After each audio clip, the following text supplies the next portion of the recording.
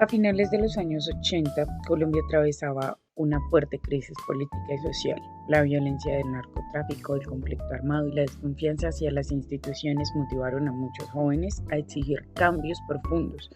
En 1990 surgió el movimiento estudiantil conocido como la Séptima Papeleta, una iniciativa ciudadana que buscaba convocar una Asamblea Nacional Constituyente. Y todo fue silencio. Más de 20.000 estudiantes de las universidades privadas y públicas marcharon en silencio por las calles céntricas de la capital ese viernes. Era una generación que despertaba de la pesadilla de sangre que corría por el país. Pedían parar la violencia, la impunidad y la corrupción. ¿Se garantiza ese derecho a la vida? ¡No! Gracias a este movimiento se creó una constitución política de 1991, considerada una de las más importantes en la historia del país. La nueva constitución reconoció derechos fundamentales y fortaleció la democracia participativa, promovió la descentralización y reconoció la diversidad étnica y cultural de Colombia. Además, creó mecanismos como la tutela y permitiendo a los ciudadanos defender sus derechos fundamentales. A finales de los años 90 y comienzos del siglo XXI nació el Plan Colombia. En 1998, Bill Clinton y Andrés Pastrana dieron los primeros pasos hacia el Plan Colombia, un mecanismo presentado para supuestamente combatir el narcotráfico. Sin embargo, en la realidad, este plan abrió el territorio colombiano a los militares estadounidenses, que se posicionaron en por lo menos 7 bases del ejército colombiano, ubicadas en puntos de suma importancia geoestratégica en la región. Desde su implementación, Estados Unidos ha invertido casi $10.000 millones en Colombia. Paradójicamente, el país sigue siendo el principal productor de cocaína del mundo. Nuestra visión de la paz se construye también con el Plan Colombia, que es el plan de transformación social más ambicioso e integral en la historia del país.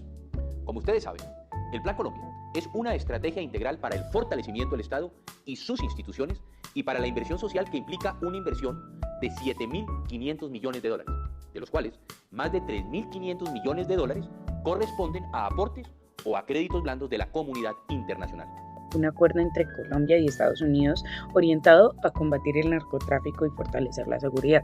El plan permitió aumentar la capacidad militar del Estado, pero también generó debates sobre derechos humanos, desplazamiento forzado y afectaciones sociales en diferentes regiones. Transformaciones políticas, económicas y sociales. Como tal, durante el gobierno de Álvaro Uribe Vélez, iniciado en 2002, se implementó la política de seguridad democrática. A mí, quien pueda, el que me dice paramilitar, venga, dígamelo aquí, dígame por qué. ¿Por qué? No nos ofusquen tanto que el presidente le da la cara al pueblo para evitar que sean las mentiras y las distorsiones las que desorienten al pueblo. Su objetivo principal fue recuperar el control territorial y debilitar a los grupos armados ilegales, especialmente las FARC. Cuando Álvaro Uribe Vélez llegó a la presidencia de la República en 2002, se impone la banda presidencial al doctor Álvaro Uribe Vélez como presidente de la República de Colombia. En 158 municipios del país no había ni policías ni militares, y esa fue la primera lucha que empezó a dar. Militarizó todas las carreteras del país para garantizar que los colombianos salieran de sus regiones sin el temor de ser secuestrados o asesinados. A partir de ese momento empezó una lucha constante con los grupos ilegales. En 2003 arrancó el proceso de desmovilización de más de 25.000 paramilitares. Ese mismo año dio uno de los golpes más fuertes a las FARC, y fue la captura de Simón Trinidad, extraditado a Estados Unidos. Durante el gobierno de Uribe se realizaron 1.144 extradiciones por narcotráfico, entre ellas los jefes más reconocidos de las autodefensas, Salvatore Mancuso, Hernán Giraldo, Jorge 40 y Don Berna, al igual que los hermanos Gilberto y Miguel Rodríguez Orejuela. Los golpes más fuertes que recibió la guerrilla de las FARC se dieron en el mandato de Uribe. En 2005 fue capturado Rodrigo Granda, conocido como el canciller de las FARC. En 2008 fue abatido Raúl Reyes tras bombardear su campamento en territorio ecuatoriano. Ese mismo año se realizó la reconocida Operación Jaque, en la que sin utilizar armas se logró la liberación de Ingrid Betancourt, 3 ciudadanos extranjeros y 11 personas más. En 2010, en las selvas del Guaviare se realizó la Operación Camaleón, en la que se logró la liberación del general de la policía Luis Mendieta y de otros 3 uniformados. Al mismo tiempo, se estaban dando fuertes golpes contra el cerco de seguridad de Alfonso Cano, guerrillero de las FARC, quien el siguiente año fue dado de baja.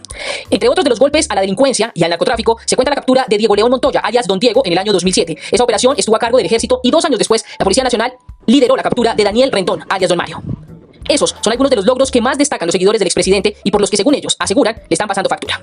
Esta política redujo secuestros y fortaleció la presencia del Estado en muchas regiones, aunque también fue cuestionada por casos de violaciones a los derechos humanos. En 2005 se aprobó como tal la reelección presidencial inmediata, permitiendo que un presidente pudiera gobernar durante 2 periodos consecutivos.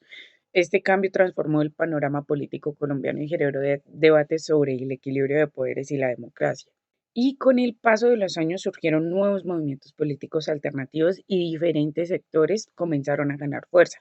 La participación ciudadana aumentó y temas sociales como la igualdad, la educación, los derechos humanos empezaron a ocupar un lugar más importante en la agenda nacional. El proceso de paz con las FARC. Como tal, en 2016 se firmó el acuerdo de paz entre el gobierno colombiano y las FARC. El acuerdo buscó terminar con décadas de conflicto armado mediante mecanismos de justicia transicional como tal.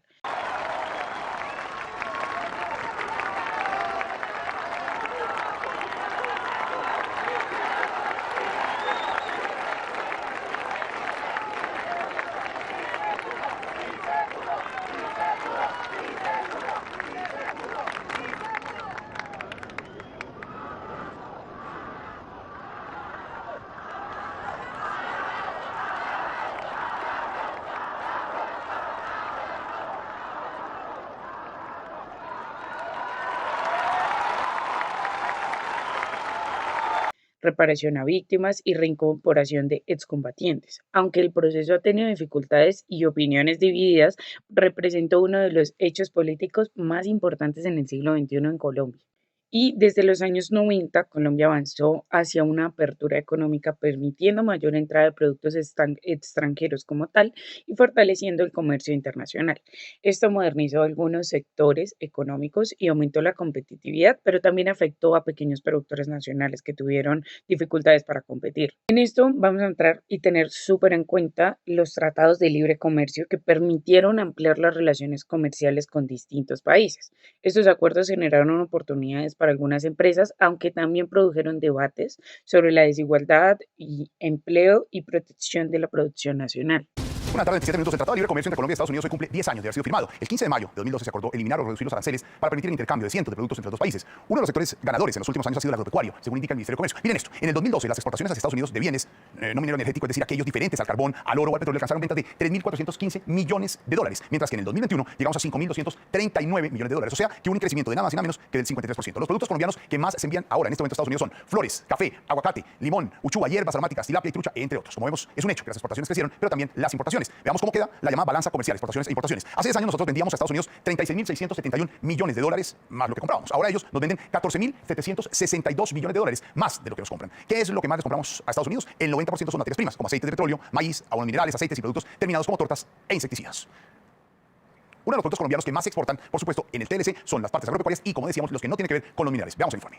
Durante el siglo XXI crecieron los movimientos sociales en Colombia. Estudiantes, comunidades indígenas, campesinos y mujeres y jóvenes participaron activamente en protestas y movilizaciones para exigir mejores condiciones de vida, acceso a la educación, equidad y garantías de derechos. Y sumado a todo esto, la pandemia del COVID-19. La pandemia del COVID-19 como tal transformó profundamente la vida de los colombianos. La emergencia sanitaria afectó la economía, el empleo y la salud mental de millones de personas. Sin embargo, también se evidenció la importancia de la solidaridad, la tecnología y el trabajo comunitario. Todos estos acontecimientos han influido directamente en nuestros territorios. En ciudades como Sogamoso y muchas regiones de Colombia, los cambios políticos, económicos y sociales han impactado la educación, el empleo, la seguridad y las oportunidades para los jóvenes. La Constitución de 1991 permitió ampliar los derechos y fortalecer participación ciudadana, mientras que los procesos económicos y políticos del siglo XXI han demostrado tanto avances como desafíos. Actualmente, Colombia continúa enfrentando retos relacionados con la desigualdad, la violencia y el desempleo y la construcción de paz. Sin embargo, también existe una ciudadanía más participativa, consciente de sus derechos y comprometida a transformar el país. Comprender estos procesos históricos permite analizar mejor la realidad actual y reflexionar sobre el futuro que queremos construir para nuestras comunidades.